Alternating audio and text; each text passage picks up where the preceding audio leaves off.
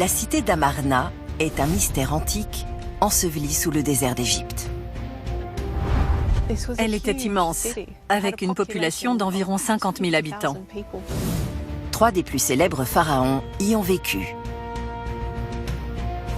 Akhenaton, Néfertiti et Toutankhamon. Pourtant, elle a disparu peu de temps après sa fondation. On peut voir la cité à la fois comme un projet architectural ambitieux ou la lubie d'un despote fou. Aujourd'hui, des archéologues mènent l'enquête dans les ruines de la cité et étudient tous les indices pour révéler un chapitre sombre de l'histoire égyptienne. Amarna n'a pas disparu toute seule. Il y a peut-être eu une tentative délibérée d'effacer toute trace de son existence. Pour percer les secrets d'Amarna, il faut faire ressurgir la cité perdue. Explorer les sépultures, reconstituer les temples et révéler la vérité sur un pharaon maltraité par l'histoire.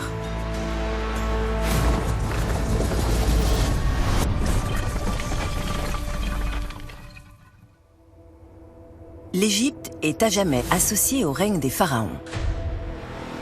L'Antiquité lui a légué des trésors archéologiques inestimables, d'immenses pyramides, des temples gigantesques et bien d'autres vestiges.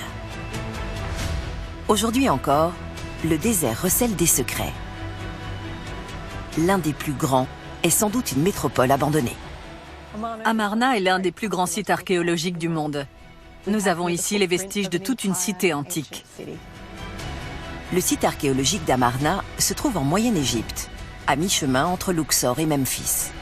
Lors de sa fondation, vers 1350 avant notre ère, la cité s'appelait Akhenaton et c'était la capitale de l'Empire. Sous le sable du désert se cachent des ruines antiques sur plus de 130 km². C'est tout ce qu'il reste d'une cité magnifique. À son apogée, Amarna accueillait jusqu'à 50 000 habitants. Au centre, il y avait un palais royal et 2 temples. Un grand complexe religieux occupait une zone de 24 hectares. Mais pourquoi la cité a-t-elle disparu pendant plus de 3000 ans? Et quels secrets se cachent dans ces ruines?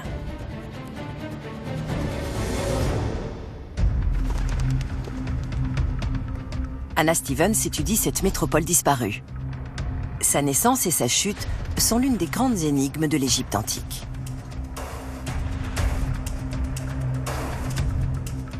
Amarna est né de la vision d'un pharaon énigmatique, Akhenaton, le père de Toutankhamon. La superficie de cet endroit est gigantesque. Nous sommes à la limite nord de la cité antique d'Amarna. Quand on regarde de ce côté, on voit le Nil. Le fleuve était la source de vie pour les anciens Égyptiens.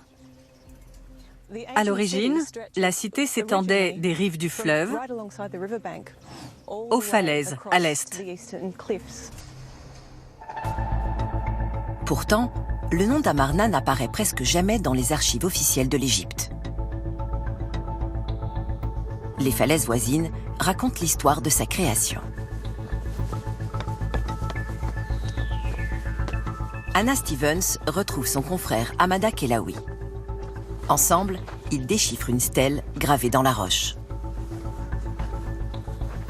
C'est le marqueur d'une limite, ce qu'on appelle une stèle frontière. Il y en a 15 de ce type, tout autour de la cité d'Amarna.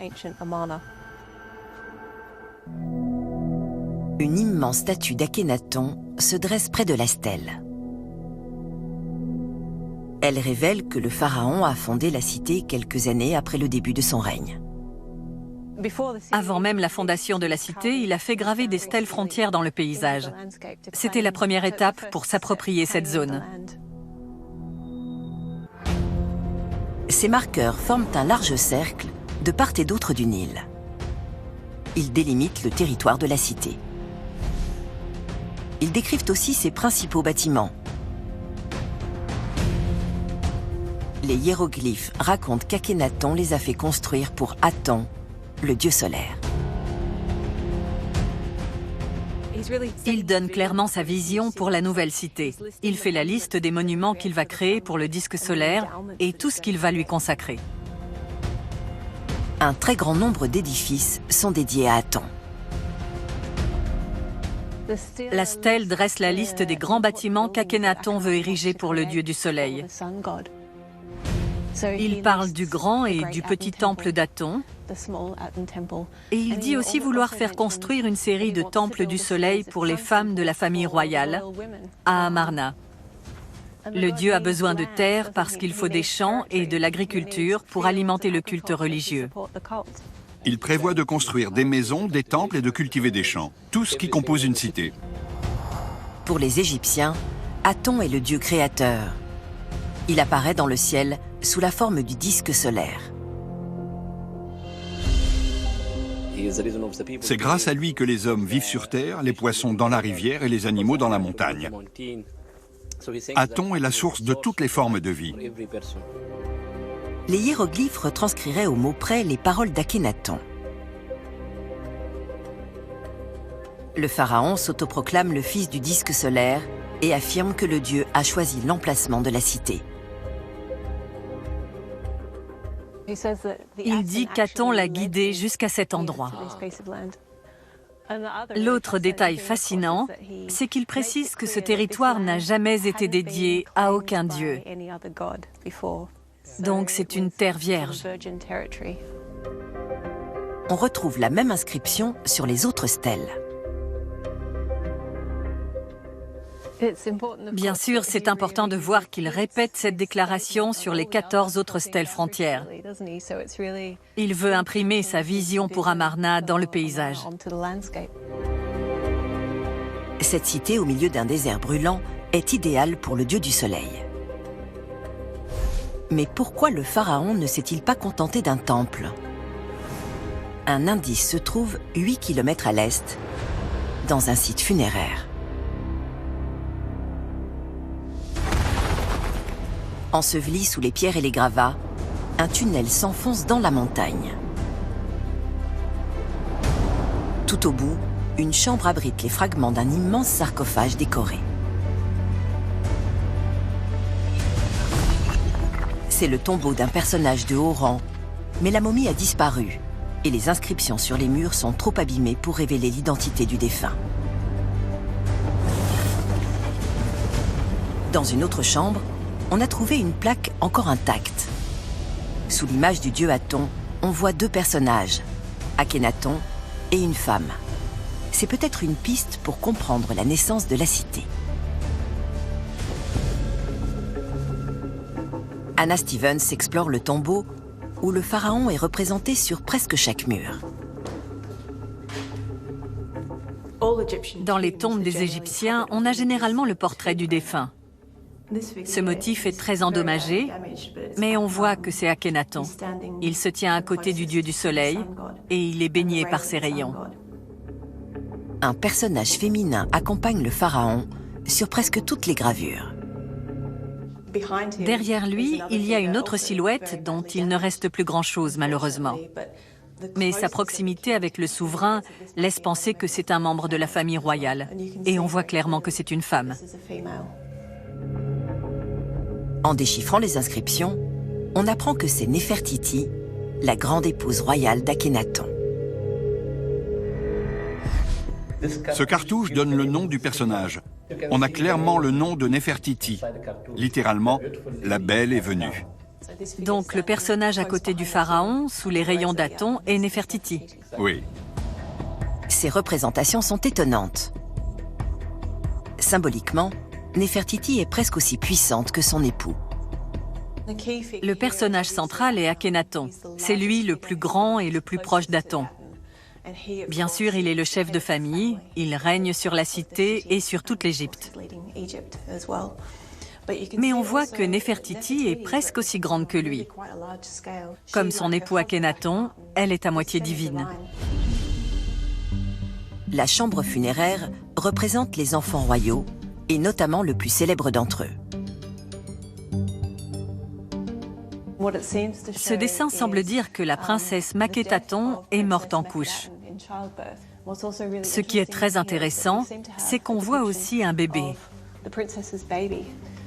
Et certains experts pensent que c'est Toutankhamon. On a la princesse allongée sur son lit et la famille royale qui pleure sa mort dans des scènes très émouvantes. On reconnaît Néfertiti avec sa couronne plate en haut, juste derrière Akhenaton. Il se penche sur le corps de la princesse. C'est la mise en scène d'un drame qui a touché la famille royale. On a rarement ce type d'image familiale émouvante dans l'Égypte ancienne.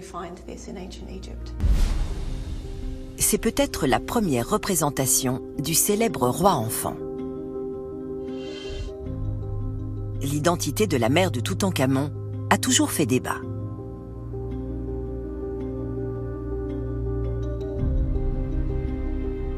Une autre théorie suggère que le bébé symbolise l'âme de la princesse qui s'envole vers l'au-delà. Ce tombeau laisse penser que la cité abandonnée d'Amarna est un projet familial. La plupart des pharaons de la période du Nouvel Empire se sont fait inhumer dans des tombeaux individuels. Celui d'Amarna est différent. Nous pensons qu'Akhenaton n'est pas le seul à y avoir été enterré.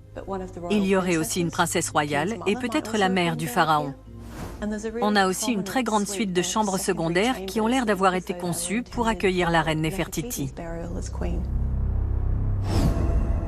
Akhetaton, voulu par Akhenaton, n'est pas une cité comme les autres. En 1350 avant notre ère, elle est censée être la nouvelle capitale de l'Empire et le lieu de résidence de la famille royale. Le tombeau évoque aussi une histoire mouvementée. Les chambres funéraires n'ont pas été achevées et de nombreuses inscriptions ont été délibérément effacées. On sait qu'un personnage célèbre n'est pas enterré ici, Toutankhamon. Son tombeau était dans la vallée des rois à Luxor. Il y a un point d'interrogation sur l'endroit où Néfertiti a été inhumée. La suite de chambres funéraires qui semble avoir été prévue pour elle est inachevée, donc son corps n'a sans doute pas été déposé là. Akhetaton est une énigme. Pourquoi le pharaon a-t-il déplacé sa famille et la capitale de son empire si loin des autres cités? Et pourquoi a-t-elle été abandonnée? Les archéologues passent le site d'Amarna au peigne fin.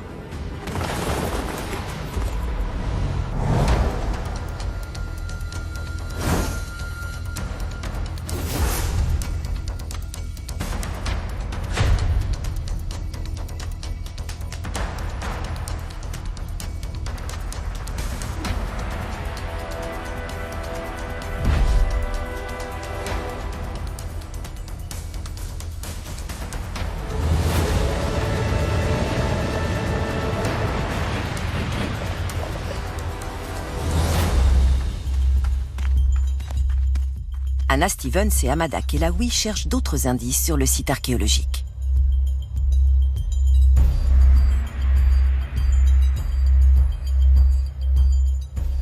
C'est vraiment magnifique. On voit les colonnes et juste derrière le wadi, la rivière. Le soleil brille entre les colonnes le matin. Oui. Akhetaton est la seule cité d'Égypte dédiée à un dieu unique, celui du soleil. Loin des temples officiels, on trouve cependant les traces d'autres cultes, sans doute plus secrets. Les citoyens vivaient dans les faubourgs, avec leurs ruelles et leurs petites maisons très proches les unes des autres. Elles étaient en briques crues et recouvertes de peinture blanche. Tout près, il y a une petite chapelle, également en briques crues, avec à l'intérieur des bancs pour les fidèles.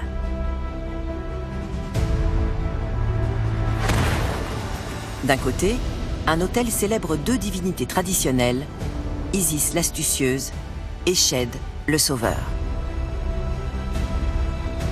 Ce lieu de culte est à l'écart, comme s'il était caché.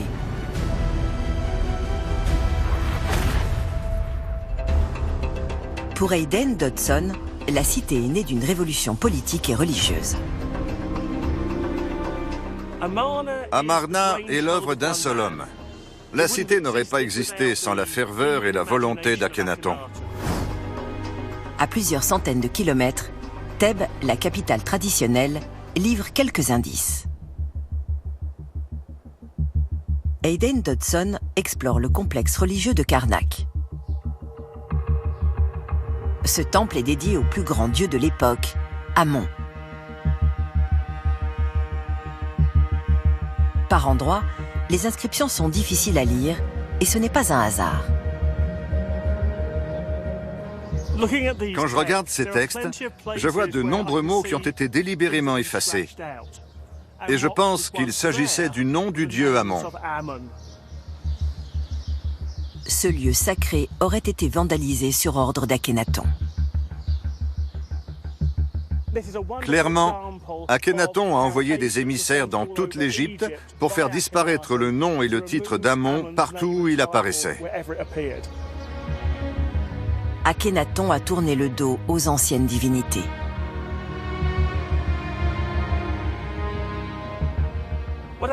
Ce qu'il a fait est clairement une révolution. Elle venait d'en haut, mais c'était bien une révolution. Elle se traduit sur le plan religieux, mais aussi artistique et linguistique. Tout a changé, c'est l'année zéro. Pendant près d'un millénaire, les Égyptiens ont vénéré environ 2000 divinités différentes.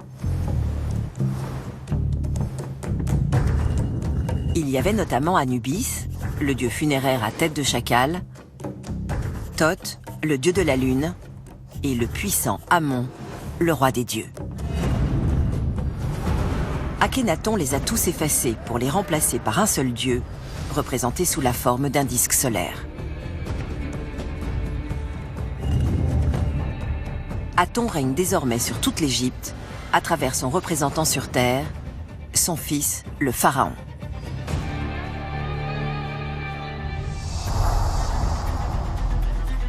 Anna Stevens se demande comment le souverain a imposé sa volonté à l'Empire depuis sa nouvelle capitale. Elle se rend dans les tombeaux de la noblesse. De nombreuses chambres funéraires sont encore très bien conservées. Dès qu'on entre dans le tombeau, on voit ce personnage paré de ses plus beaux atours. Cet homme s'appelait Mari-Ra. Il occupait une fonction de premier plan à Amarna, parce qu'il était le grand prêtre du culte d'Aton. À l'époque, il devait être beaucoup plus influent que les autres prêtres d'Égypte, dont les temples avaient souvent été fermés. Mari-Ra est l'un des plus proches conseillers du pharaon. Il joue sans doute un rôle clé dans la naissance de la nouvelle cité. Très clairement, Akhénaton voulait que l'infrastructure nécessaire au culte d'Aton soit opérationnelle au plus vite. Pour cela, il a compté sur le soutien de personnes comme Mari-Ra et des hauts responsables de l'Empire qui l'ont suivi à Amarna. On ne peut pas savoir s'ils l'ont fait par choix ou par obligation, mais une chose est sûre, le pharaon dépendait d'eux pour faire fonctionner la cité. Les prêtres exerçaient un grand pouvoir sur la société de l'époque. Ils avaient souvent droit à des tombeaux magnifiques, à la hauteur de leur statut social. Pourtant, cette chambre funéraire est différente. Normalement, en Égypte, les hauts responsables du régime décoraient leurs tombeaux avec des images à la gloire de leur vie et de leurs exploits. Mais à Amarna, on voit le défunt relégué à l'arrière-plan. Toute l'attention est concentrée sur le roi, la reine et Aton. Néfertiti et Akhénaton sont au premier plan. Eux seuls se trouvent sous le dieu solaire. Ici, on voit Mari-Ra dont le rôle se limite à seconder le pharaon qui est en train de vénérer Aton. Il tend des offrandes au pharaon. Le souverain voulait qu'on se focalise sur le culte d'Aton et sur sa propre relation privilégiée avec le disque solaire. Néfertiti et Akhénaton imposent leur volonté en Égypte. Il est impossible de contester leur autorité. Les prêtres et les divinités ne peuvent rien contre eux. Les pharaons sont tout-puissants. Ils commandent des monuments à leur mesure et sont vénérés comme des dieux vivants. Akhénaton se démarque. Son rejet des dieux traditionnels est un acte radical et unique qui passionne les archéologues.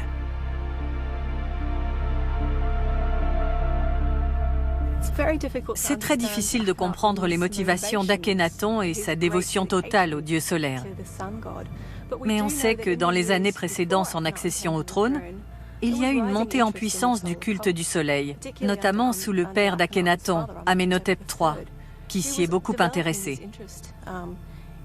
Donc, d'une certaine façon, la ferveur d'Akhénaton n'est pas arrivée de nulle part. Mais on a beaucoup de mal à savoir exactement pourquoi il est allé si loin dans le culte d'un dieu unique. Amarna est l'épicentre d'une révolution religieuse dont l'onde de choc se répercute dans toute l'Égypte. Akhénaton a commis un anathème. Il a remis en cause l'ordre du monde. C'était impensable de nier l'existence des autres dieux pour se focaliser sur un seul. Ça a forcément bouleversé la vision du monde qu'avaient les Égyptiens. La fondation d'Amarna marque l'avènement d'une nouvelle ère, et c'est un geste politique fort. Le chantier est terminé en quelques années, preuve de la détermination du pharaon.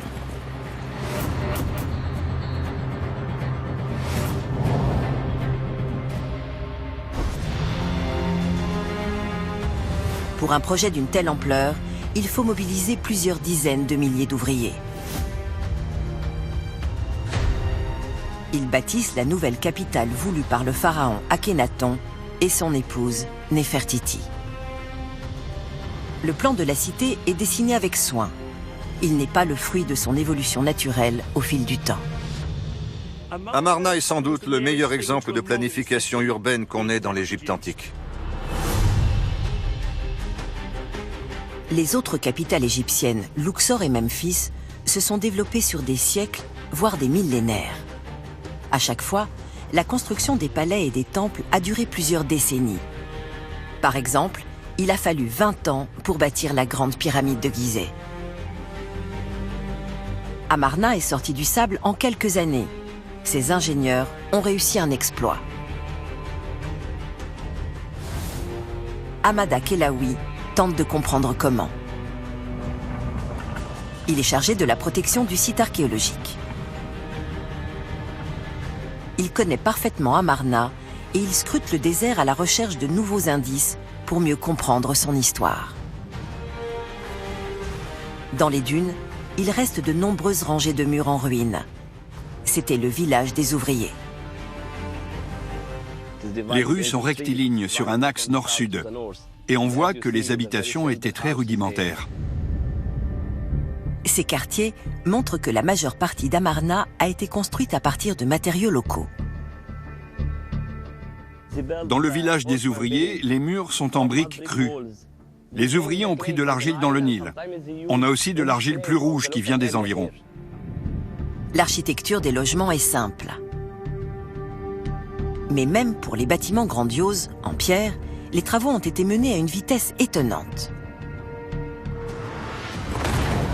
Un immense temple domine la cité. À l'intérieur de son mur d'enceinte, un espace de 160 000 mètres carrés peut accueillir plusieurs dizaines de milliers de personnes. Ces 6 portes culminent à plus de 27 mètres. Le temple n'a pas de toiture. Les fidèles reçoivent directement les rayons du dieu solaire. Dans la cour, près de 1000 tables en pierre reçoivent les offrandes dédiées à Aton.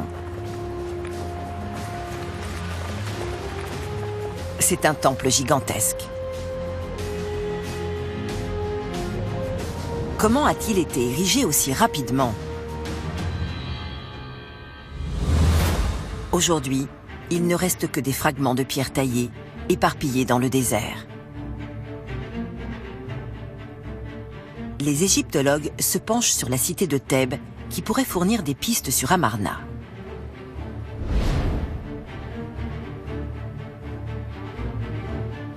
Le règne d'Akhénaton commence vers 1355 avant notre ère. Depuis plusieurs millénaires, les pharaons bâtissent leurs temples et leurs palais à Thèbes. Tayeb Mohamed étudie ce site très riche. À l'époque, Thèbes était la capitale politique et religieuse de l'Égypte.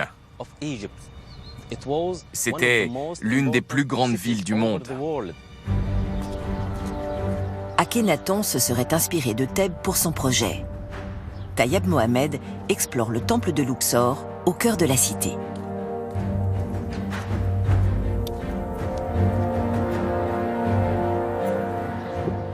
Les édifices qui datent du règne d'Akhénaton, avant son départ pour Amarna, n'existent plus. Mais il reste des blocs de pierre entassés de l'autre côté de l'enceinte du temple.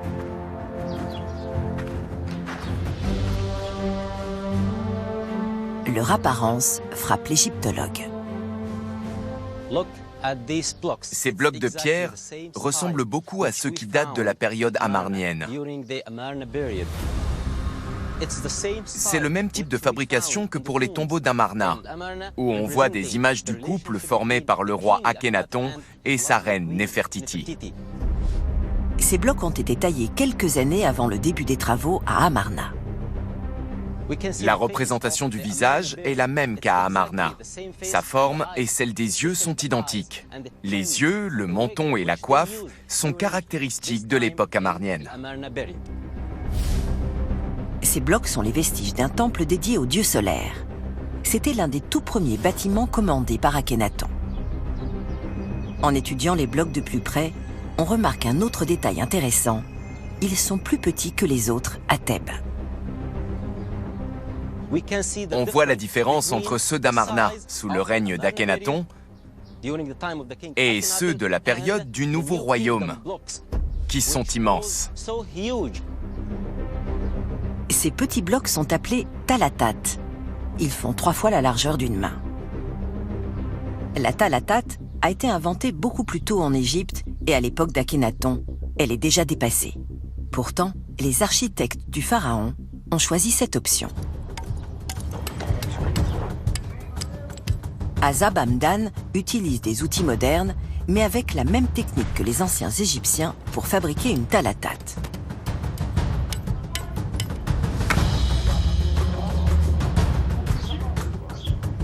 Il constate que c'est rapide et facile. 1 heure pour faire un bloc. Petit, ça va plus vite. Et plus léger. Le choix de blocs plus petits aurait donc accéléré la construction d'Amarna. Akhénaton a ainsi pu réaliser ce projet fou qui est l'un des plus ambitieux de l'histoire égyptienne.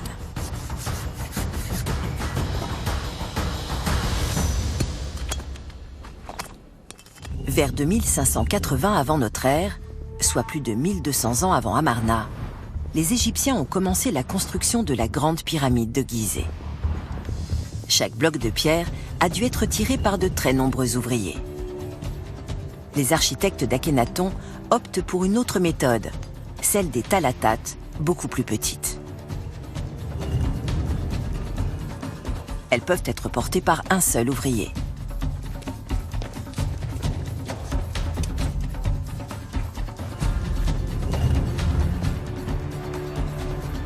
Cette simplification de la construction permet de faire sortir une cité du sable en 3 ans seulement.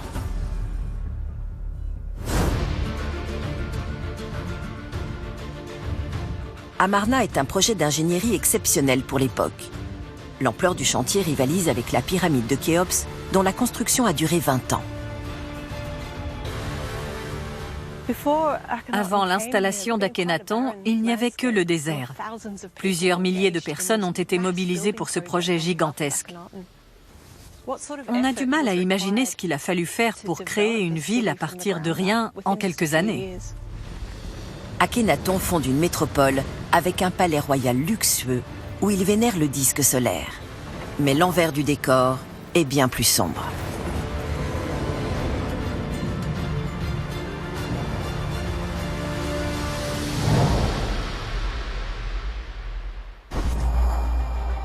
À son heure de gloire, Amarna, ou Akhétaton comme on l'appelait à l'époque, est une cité magnifique. Mais sa construction très rapide a eu un coût humain immense.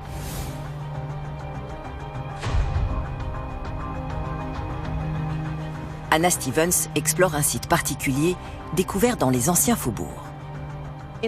Dans le désert, en lisière de la partie est d'Amarna, on trouve 4 grandes nécropoles où sont enterrées plusieurs milliers de personnes.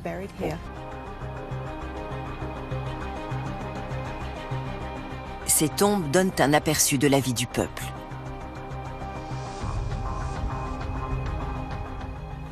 Amarna est très importante parce qu'on peut voir le plan de toute une cité antique. Elle n'a été habitée que pendant une génération, il y a plus de 3000 ans. On sent la cité. On a une idée de ce que les gens vivaient. Une fois la phase de construction terminée, il faut peupler la ville. Le pharaon fait donc venir plusieurs dizaines de milliers d'Égyptiens dans la cité qu'il vient de créer de toutes pièces.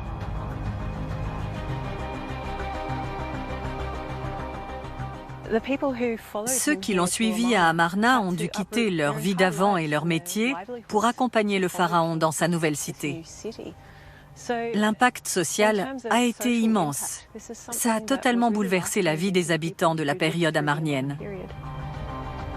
Les premiers habitants d'Amarna se retrouvent au milieu du désert, loin de leur ville d'origine et de leurs habitudes.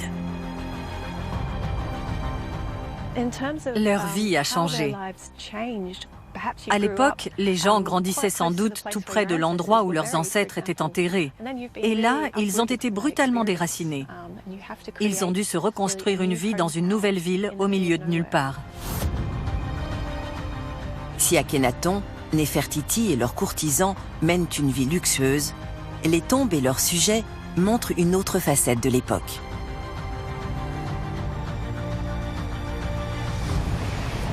Plusieurs milliers de corps ont été enterrés près d'Amarna. Environ 200 tombes ont déjà été mises au jour. Et les défunts ont été inhumés à la hâte, parfois à plusieurs dans la même tombe. Les rites religieux n'ont pas été respectés. Les morts n'ont pas d'objets funéraires à côté d'eux pour les accompagner dans l'au-delà, et ils sont enroulés dans de simples nattes en jonc.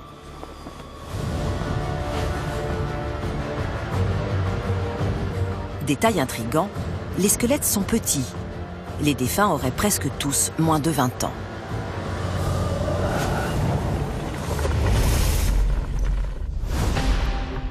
Dans son laboratoire de l'Université du Sud de l'Illinois, Gretchen Daps étudie les ossements pour en savoir plus sur la santé et la vie quotidienne de la population. Là, on a un garçon de 6 à 8 ans qui avait de l'arthrose aux pieds.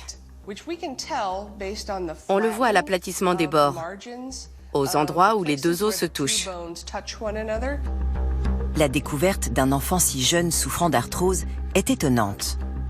Aujourd'hui, c'est une maladie associée à la vieillesse. Cet enfant avait de l'arthrose au genou. La cause probable de cette maladie, chez des personnes aussi jeunes que les morts du cimetière du Nord, c'est un travail de force, très physique, commencé à un très jeune âge. Parmi les 200 enfants et adolescents du cimetière, beaucoup étaient dénutris. Presque tous les squelettes d'Amarna présentent des fractures graves. Gretchen Daps compare un échantillon d'os récent avec les radios des ossements du cimetière.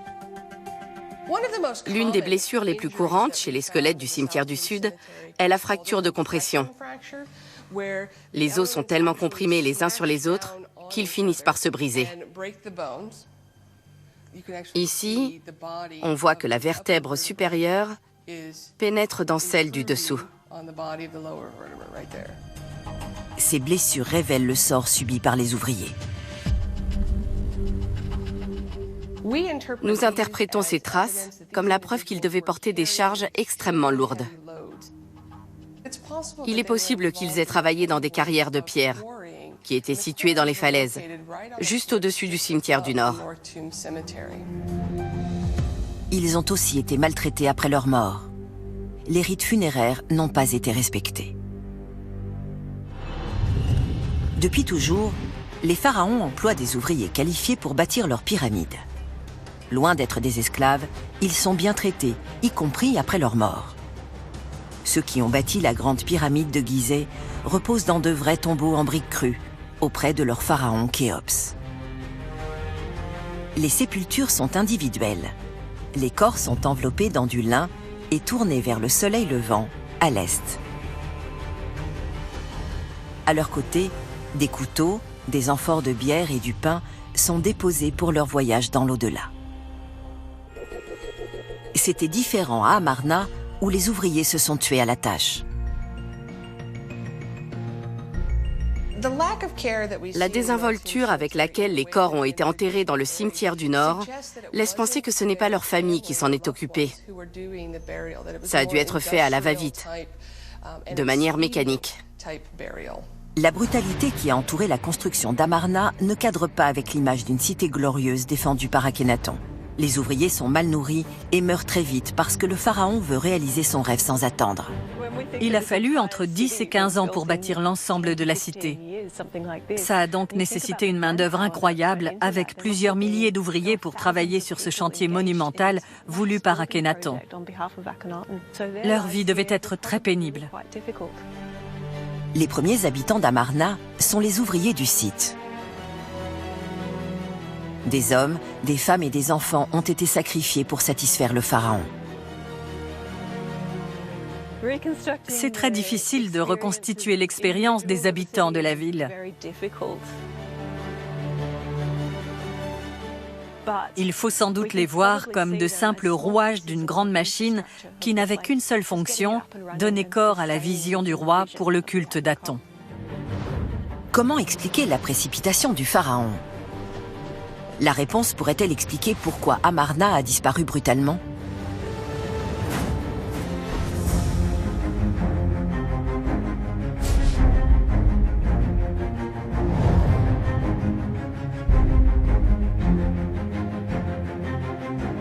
À la mort du pharaon, la métropole a été abandonnée.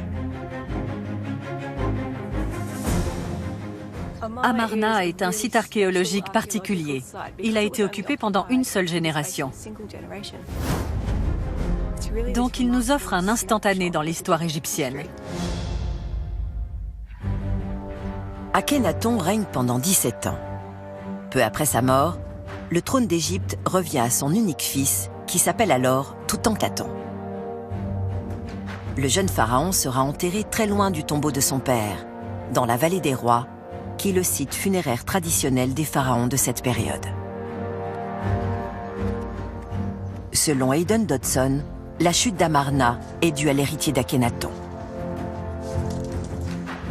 Il mène l'enquête dans le temple de Luxor. Le style de ce bas-relief est caractéristique de la période où Toutankhamon était au pouvoir. Il a une certaine élégance et un grand naturalisme. Pendant son règne, Akhenaton a fait fermer les temples de Thèbes pour bannir les anciennes divinités. Ces inscriptions montrent que son fils les a rouverts.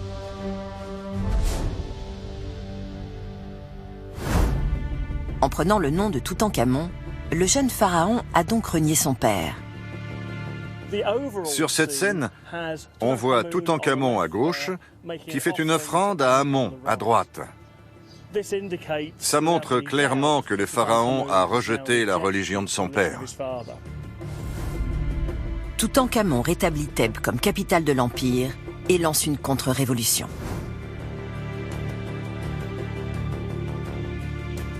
Une rangée de sphinx témoigne du retour des anciens dieux. À l'origine, les sphinx de Luxor ont la tête d'Akhenaton et de son épouse Néfertiti. Après la mort du pharaon, les statues sont déplacées et modifiées. Les têtes humaines sont enlevées et remplacées par un bélier, le symbole du dieu Amon.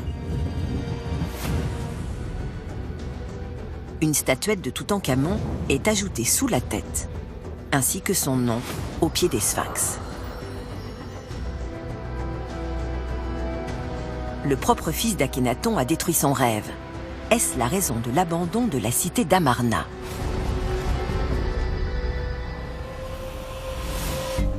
Hayden Dodson a trouvé des indices dans un décret officiel de Toutankhamon. On découvre que le pays traverse alors une période de crise. Il commence par un passage qui décrit la gravité de la situation.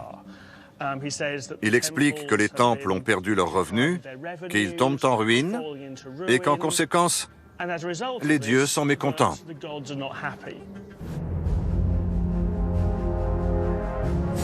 Des tablettes d'argile découvertes à Amarna vont dans le même sens. Elle révèle que sous le règne d'Akhénaton, l'Égypte a perdu ses alliés. Pour la population, il ne pouvait y avoir qu'une seule explication. Les dieux bannis étaient en colère.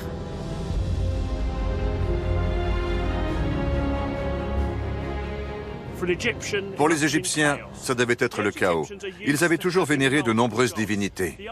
L'idée d'un pharaon croyant en un Dieu unique a dû être totalement incompréhensible. En accédant au pouvoir, Toutankhamon semble donc avoir trahi son père. Mais pour Hayden Dodson, un détail ne colle pas.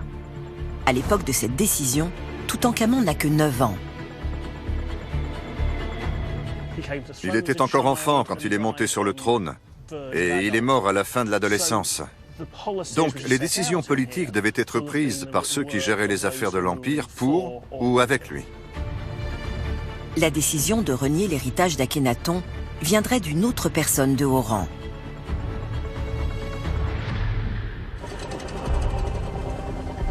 L'enquête mène l'archéologue de l'autre côté du Nil, sur la rive ouest de Luxor. Les tombeaux de plusieurs centaines de notables de l'époque sont creusés à flanc de montagne. L'un d'eux est d'ordinaire inaccessible.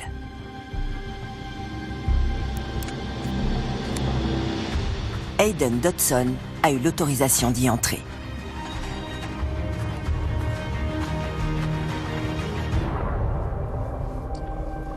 Il s'intéresse aux inscriptions sur les murs.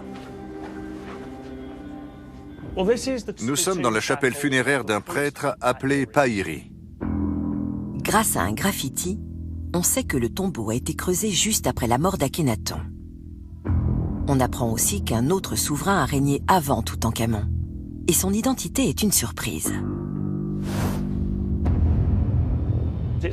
Ça date de l'an 3 du règne du roi Néfer-Néferwaten. On est quasiment sûr qu'il s'agit de l'ancienne reine Néfertiti, l'épouse d'Akhénaton. Néfertiti aurait donc pris le pouvoir après la mort du pharaon, peut-être pour faire office de régente pour son fils encore enfant. Le texte sur le mur dit que la nouvelle souveraine et son grand prêtre vénèrent le dieu Amon.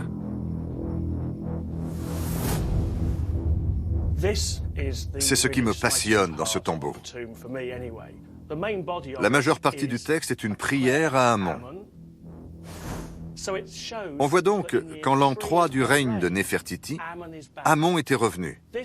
Cette inscription a été laissée dans les 3 ans qui ont suivi la mort d'Akhénaton. C'est Néfertiti qui n'a pas été loyale à son mari et à son dieu unique, Aton. Elle a restauré le culte d'Amon. L'idée qu'Amon retrouve sa place sous le règne de la propre épouse d'Akhénaton semble incroyable. Et je suis sûr qu'il s'est retourné dans son sarcophage. La révolution politique et religieuse d'Akhénaton a donc été annulée par sa femme et son fils. Ont-ils pour autant quitté Amarna ? En étudiant le site, les archéologues ont trouvé les traces d'une véritable campagne de destruction.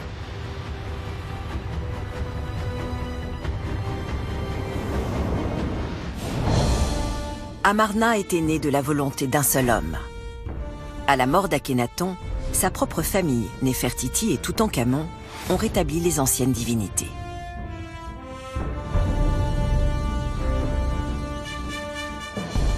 La cité aurait pu lui survivre. Pourtant, elle a sombré dans l'oubli, engloutie par les sables du désert. Hayden Dodson poursuit ses recherches à Thèbes. Cette ville avait perdu son rôle de capitale sous Akhénaton, mais l'a retrouvée avec Néfertiti. Dans le complexe religieux de Karnak, un pylône pourrait livrer des indices. Ces 2 tours ont été érigées après la disparition d'Amarna. Ce pylône est très abîmé, mais l'avantage, c'est qu'on peut voir les blocs de pierre utilisés pour combler l'intérieur de la structure. Entre les murs, il y a des talatates, ces petits blocs qui ont servi à la création de la cité d'Amarna. Ça signifie qu'à l'époque de la construction de ce pylône, les édifices commandés par Akhénaton à Karnak avaient déjà commencé à être démolis et qu'ils étaient recyclés, comme ici. Le démantèlement des temples par les générations suivantes est fréquent dans l'histoire égyptienne. Les pharaons ont toujours voulu de grands monuments à leur gloire. Le recyclage des matériaux était une méthode rapide et bon marché. Pourtant, la démolition des édifices d'Akhénaton va beaucoup plus loin. Voilà un autre bloc issu du temple d'Akhénaton. On dirait que l'un des noms du roi a été effacé. Il s'agit d'une dégradation délibérée. Quand le nom d'une personne est supprimé, ça veut dire qu'elle n'était pas aimée par les générations suivantes. Akhénaton n'a pas seulement été oublié, il a aussi été renié par ses successeurs. Ce qui explique pourquoi sa cité a presque disparu.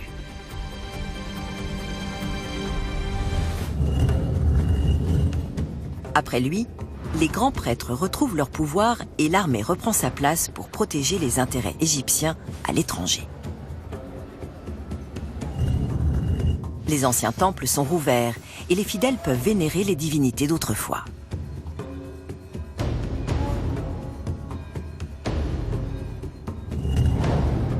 À Amarna, les temples dédiés aux disques solaires sont démontés bloc par bloc et les talatates sont détruites. Dans le tombeau royal d'Akhénaton, les images du pharaon sont volontairement abîmées. Toute l'histoire est réécrite.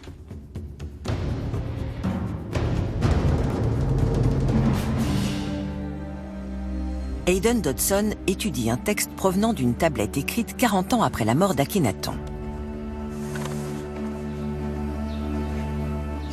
On découvre l'ampleur de la campagne menée contre lui. On a une liste des rois d'Égypte, avec tous les grands noms qu'on connaît. Mais quand on regarde la dernière partie de cette liste, on ne voit ni Akhénaton, ni Toutankhamon. Donc, quelques années après leur mort, ils n'apparaissent plus dans l'histoire. Et selon les listes officielles, ces deux pharaons n'ont pas existé.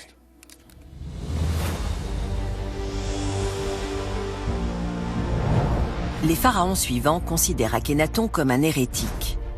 Son règne et sa révolution religieuse sont un chapitre honteux qu'il faut oublier.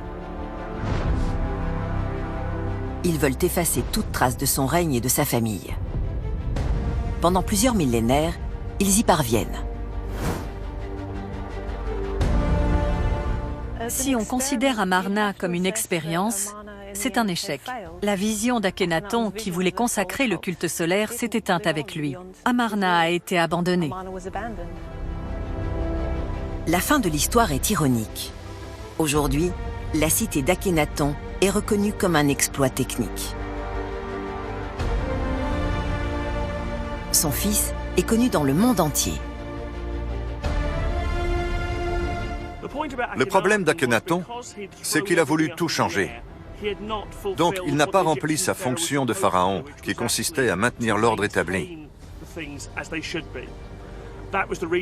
C'est pour cette raison qu'il a été effacé de l'histoire juste après sa mort. Jusqu'au XIXe siècle, on n'avait aucune trace de son existence. Mais bien sûr, depuis, loin d'être un pharaon oublié, il est devenu l'un des plus célèbres. Les archéologues continuent à assembler les pièces du puzzle d'Amarna. Cette cité raconte l'un des chapitres les plus mouvementés de l'histoire égyptienne. Ses temples et ses palais révèlent la vision d'un souverain tout-puissant qui a sacrifié son peuple au nom de la religion. Amarna a été un échec, mais l'héritage d'Akhénaton est sorti du sable et de l'oubli.